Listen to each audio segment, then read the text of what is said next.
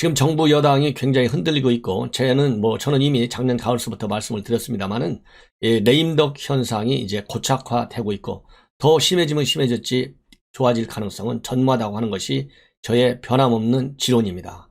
그 이유는 제가 점쟁이라서 그런 것이 아니고, 문재인 정권이 움직이는 게 하나도 없어요. 왜냐하면 민심은 지금 이루 말할 수 없을 정도로 굉장히 악화되고 있잖아요. 근데 문재인 정권은 사람도 그대로 쓰죠. 정책도 그대로 쓰죠. 이번에 김정은이가 한마디 하니까 놀란 토끼처럼 5시간 만에 또 반응을 보여주고 있죠. 그리고 미국하고 가까워져야 되는데 미국하고 가까워질 생각은 전혀 안 하고 있죠.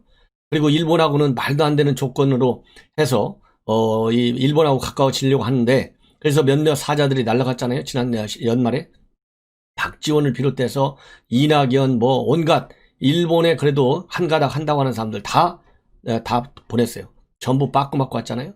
이것이 대일 정책의 현 주소예요.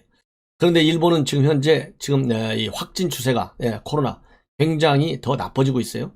그래서 지금 도쿄 올림픽이 열릴 것인지 말 것인지조차도 아직 굉장히 회의 중인 상황입니다.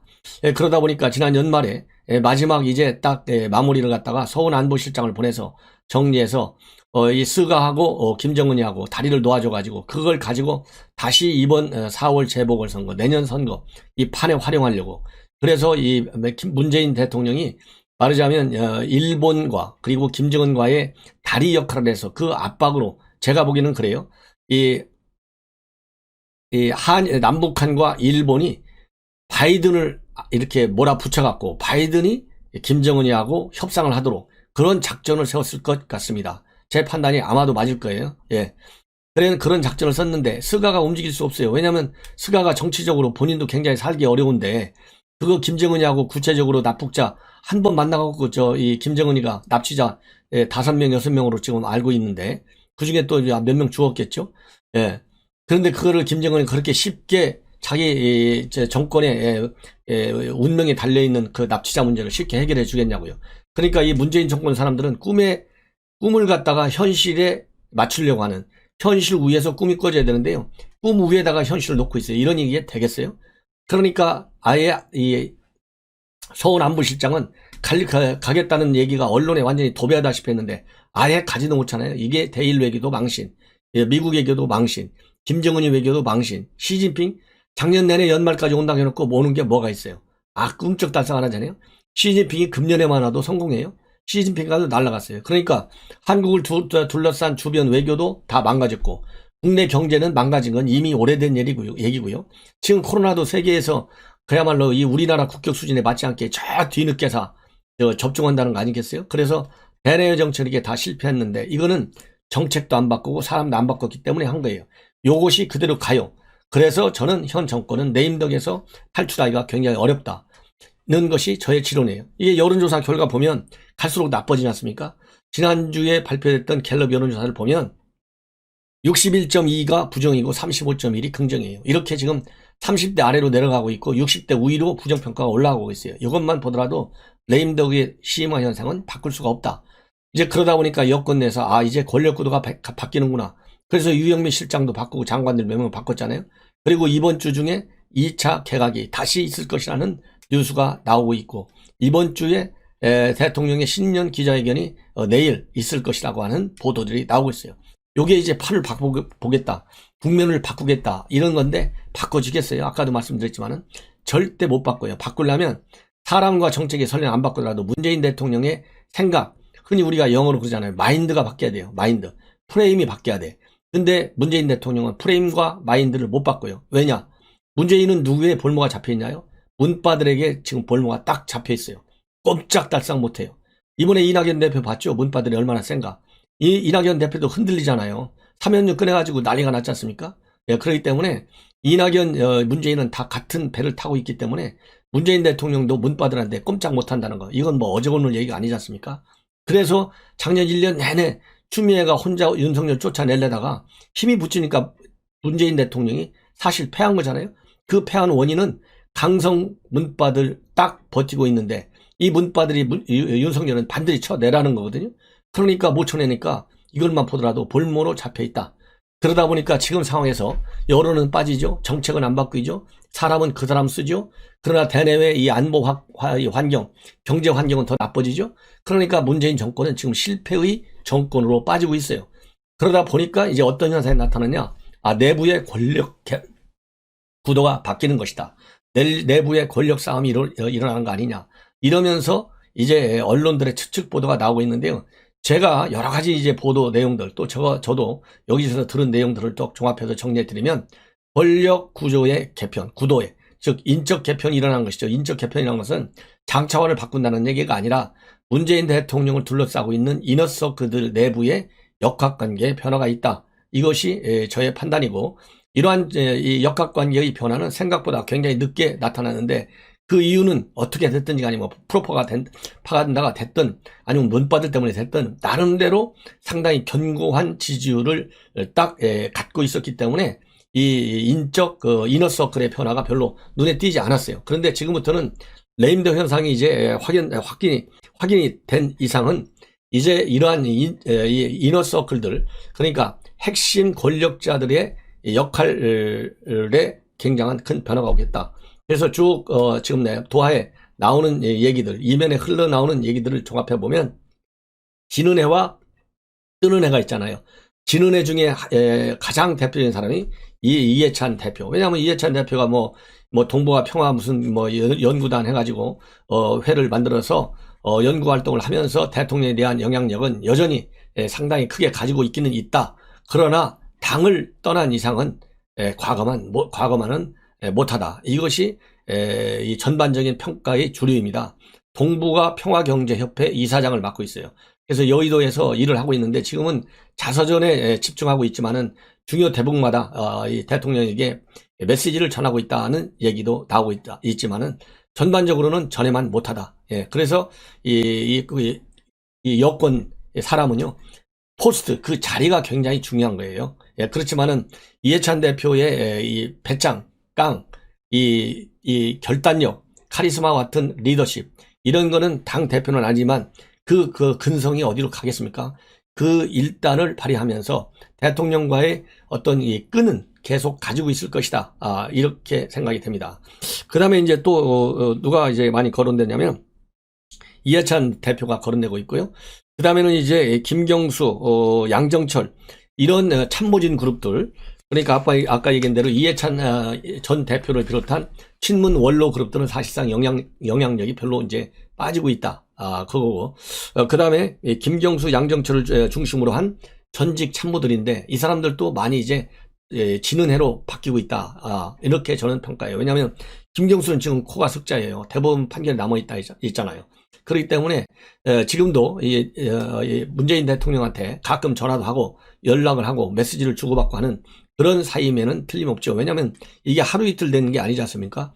2003년도 노무현 대통령 때부터 쭉 연결되어 와가지고 하기 때문에 그 신뢰와 정치적인 영향력은 상당히 남아있다.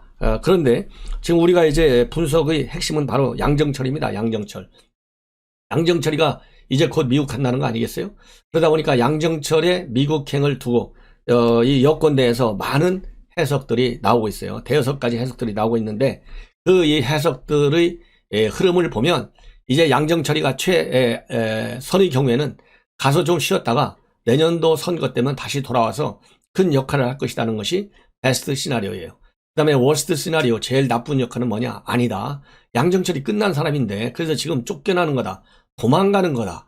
이런 식의 극단적 해석까지 나올 정도로 여러 개가 나오고 있다는 말씀을 드리는데요. 저의 결론은 뭐냐? 그렇게 쉽게 끊겨서 잘려서 도망가는 모양새는 아닐 것이다. 돌아오게 된다면 임기를 마치고 임기가 끝나기 전에 언젠가는 돌아온다. 그 시점은 내년 3월에 선거가 있기 때문에요. 선거 직전에는 들어오지 않을까 이런 생각이 듭니다. 그래서 가서 나름대로 큰 그림 작은 그림들을 그리고 물밑에서 이 역할을 눈에 보이지 않게 언론에 띄지 않게 해서 이 마지막 레임덕에 빠져있는 문 대통령을 구하는 역할을 할 것이다 는 생각이 저의 이제 결론적 생각입니다. 그러면서 지금 현재 좀 안 좋은 쪽으로 해석하는 역할이 끝났다. 이 지난 총선을 계기로 해서 총선 때 양정철 때문에 대대적으로 이겼다는 거야 뭐 많은 사람들이 시인하고 있지 않습니까? 그렇지만은 대체적으로 끝났다라고 보는 이유 중에 하나는 마침 시점이 뭐냐면 유영민 비서실장이 들어오고 나서 떠나는 거예요. 유영민 비서실장이 비서실장에 임명이 되고 양정철 원장도 본인이 계속 고사했다고 하지만은 본래 고사라고 하는 것은 임기 초반에 고사하는 것이지 말이 많아지니까 이렇게 레임덕 현상이 들어가지고 1년밖에 남지 않았으면 마무리 이 순장도로 들어가는 게 통상적인 예인데 이 부담을 주기 안에서 떠나는다? 이거는 임기 말 시점하고는 맞지 않는다는 겁니다. 그리고 떠나는 시점도 유영민이가 딱 비서실장에 앉자마자 떠나는 거예요. 이 얘기는 이 유영민 비서실장을 양정철이가 민 것이 아니고 부산파인 이호철 전 수석이 밀었다는 얘기가 있어요. 그렇기 때문에 이제 불쾌하다 이거죠. 그래서 떠난다. 이런 얘기들이 있고요. 그리고 이 장세동 이 부장과 같은 역할을 하고 싶다. 이런 것이 이제 조선일보에도 보도가 됐는데 이 얘기는 결국 뭐냐? 자기가 맞을 수 없는 상황이 되니까 결국은 이런 얘기를 한 것이 아니겠느냐. 이런 해석들이 나오고 있습니다. 예. 그리고 또 이제 안 좋은 쪽으로 이제 끝났다는 쪽으로 하는 것은 문화일보의 이현정 논설위원 방송도 많이 나오고 칼럼도 많이 쓰죠. 그래서 이 국정 운영에 부담을 주지 않겠다는 얘기는 그냥 명분일 뿐이다. 더 이상 기댈 게 없으니까 항명 차원에서 나가는 것이다. 그래서 차기 대선 전에는 돌아오지 않을 것이다. 이렇게 예견을 하고 있어요. 그리고 마지막으로 안 좋은 시나리오. 이제 김정숙 여사와 관련되어 있습니다. 김정숙 여사하고 상당히 사이가 안 좋다는 겁니다. 그런데 김정숙 하면 또 누구하고 굉장히 가깝고 이 김정숙 생각을 잘하는 사람이냐면 손혜원 전 의원이 제일 잘 알아요. 숙명여고 동기라는 거 아니에요? 아주 친하다는 거지 않습니까? 그래서 손혜원 씨 엄청 세게 국회의원 했잖아요. 근데 손혜원 의원이 최근에 무슨 얘기를 지금 하고 있냐면 이 양정철이를 갖다가 모사꾼이다. 무슨 양정철이가 총선을 압승으로 이끌었느냐, 말도 안 되는 모사꾼 같은 소리나 하고 있다. 이렇게 얘기를 하고 있고, 양정철이가 이 최강욱 민주당 열린민주당 대표 당선을 막으려고 많은 노력을 했다. 이런 또 의심을 제기하고 있고요. 또 최근에는 페북에 글을 올려갖고 양정철이가 문 대통령을 지킨다고 말도 안 하는 소리다. 지나가는 개가 들어도 웃을 일이다. 이렇게까지 얘기하면서 추가적인 폭로를 예고하고 있어요. 자, 이렇다 본다면 제가 보기에는 이 손혜원 의원의 말이 100% 맞는 것은 아니지만 양정철 역할과 그 가능성이 역할과 그 이 무게감이 전에보다는 훨씬 빠졌다는 말에는 저는 동감한다. 이런 얘기를 좀 드리고 싶어요. 그래서 양정철 이제 그렇게 되니까 영향력이 좀 빠지니까 그러면 새로운 실세로 떠오르는 그룹들은 누구냐? 이호철 그룹. 왜냐하면 유승민 부산대학교 동문이 딱 거기 가 있잖아요. 그 다음에 윤건영이는 이미 여러분들 아시잖아요. 윤건영이가 항상 마무리해 주잖아요. 무슨 논란이 있을 때.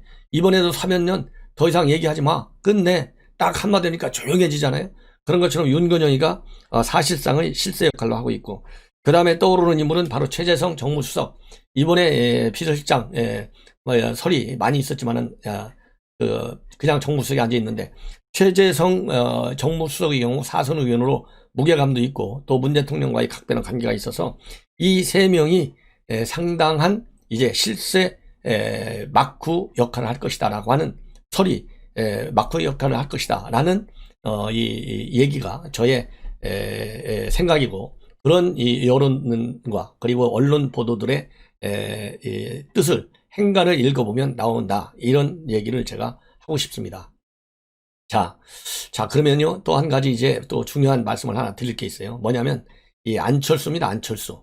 안철수 지금 현재 국민의 대표가 말이죠. 어제 김동길 교수를 찾아뵀습니다. 그래서, 어제 찾아뵌 내용을 언론에 이제 쭉 얘기를 하고 있어요.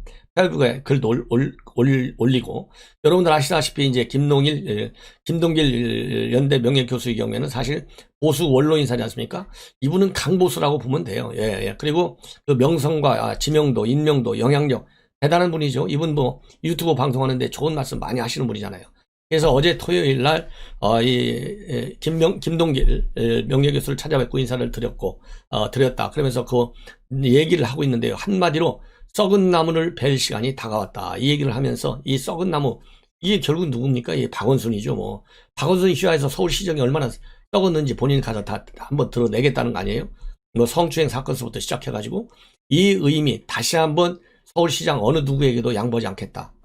이 의지를 분명히 보이고 있어요. 그래서 이 안 대표가 글을 페북에 쓴 내용들 보면 이 김동길 교수 댁에 가서 서재 테이블을 딱 보니까 맨 위에다가 이 법원 판결 기사, 즉 윤석열 총장의 복귀 기사가 실려 있는 그 신문이 맨 위에 서재 테이블 위에 올려 있더라는 거예요. 그런데 이 박사님이 그 위에다가 안철수 시장 당선 기사를 놓기를 바라고 싶다, 이렇게 하면서 격려했다는 얘기를 지금 쓰고 있습니다. 그러면서 아주 따뜻하게 그리고 또 대해 주셨고, 굉장히 출마하겠다는 소식에 대해서 기뻐하셨다, 이런 얘기를 전하고 있어요. 그러면서 이 김 교수가 뭐라고 얘기를 하냐면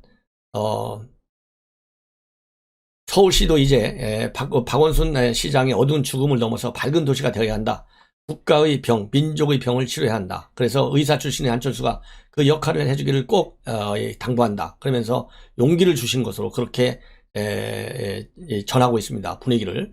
그러면서 이 박사님께서는 2021년에 대한민국에 도대체 이게 뭡니까? 라는 경고를 하고 있다.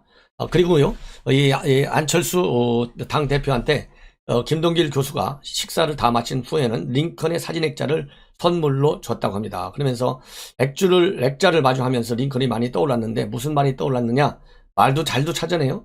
나무를 베는데 6시간이 주어진다면 나는 도끼를 가는데 4시간을 쓸 것이다. 이런 말이 링컨의 말이 있다고 합니다. 그래서 그 말을 인용하면서 이 안철수 대표도 많은 시간 도끼를 갈고 닦았지만은 얼마나 날이 서 있는지는 잘 모르겠다. 그러나 썩은 나무를 벨 시간이 다가왔다. 썩은 나무를 베고 희망의 나무를 심기에 좋은 날이 머지 않을 것이다.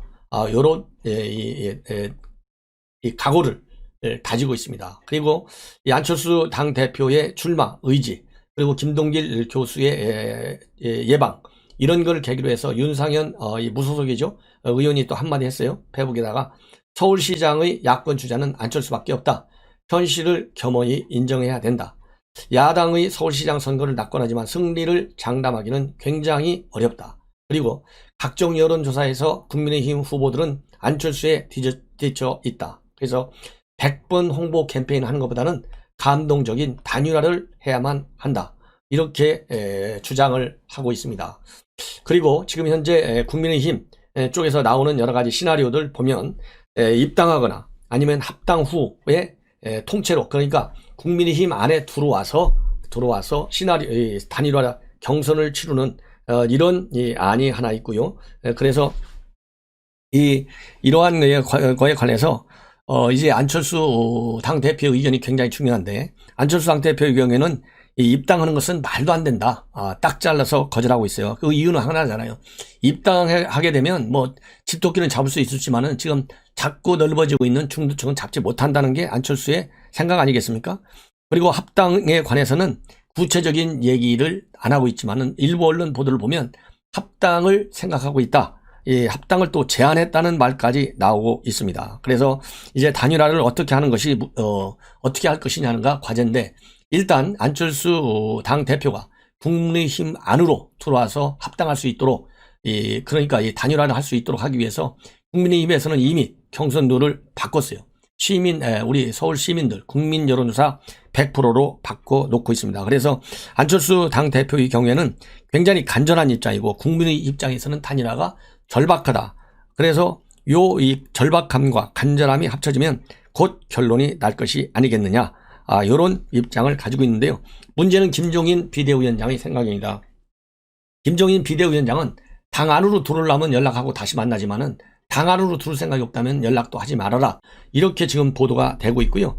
이 야권 단일화를 안 해도 결국은 국민의힘이 이길 수 있지 않느냐라는 희망 섞인 전망을 하고 있다고 합니다. 그래서 이 김종인 비대위원장은 최근에도 95년도에 이 서울시장 선거를 자꾸 얘기한다고 그래요. 인용한다고 하는데, 그 당시에는 민자당의 정원식, 무소속의 박찬종, 그 다음에 민주당의 조순, 이 세 명이 나와서 표를 갈랐는데도 불구하고 민주당의 조순이 됐다는 거예요. 그래서 이번도 결국은 3패로 나눠지더라도 국민의힘 후보가 될 수 있다. 이런 판단을 하고 있는 것 같은데요. 저는 뭐 사실 정치 잘 모르지만 이 의견이 뭐 맞을 수도 있고 그대로 예언이 맞을 수도 있고 틀릴 수 있는데, 저는 이 의견과는 조금 달리한다. 왜냐하면 그 당시 민주당이나 지금 민주당이나 이 민주당의 뿌리는 말이죠. 호남을 중심으로 한 비판 세력들이 지지자예요. 그런데 그 민주당의 지지 기반은 지금도 마찬가지다. 그래서 서울 시민은 기본적으로 야권 성향이 강하지 않습니까? 그래서 그 당시에 민주당하고 지금 민주당이 같은 걸로 봐야지, 지금 야당인 국민의힘하고 그 당시 민주당하고 같은 성격의 정당으로 보고 후보를 동일시하는 선상에서 이길 수 있다. 이거는 잘못된 것이다. 그래서 그 당시에 이 민자당 지지층하고 지금 한국당 지지층이 겹치잖아요.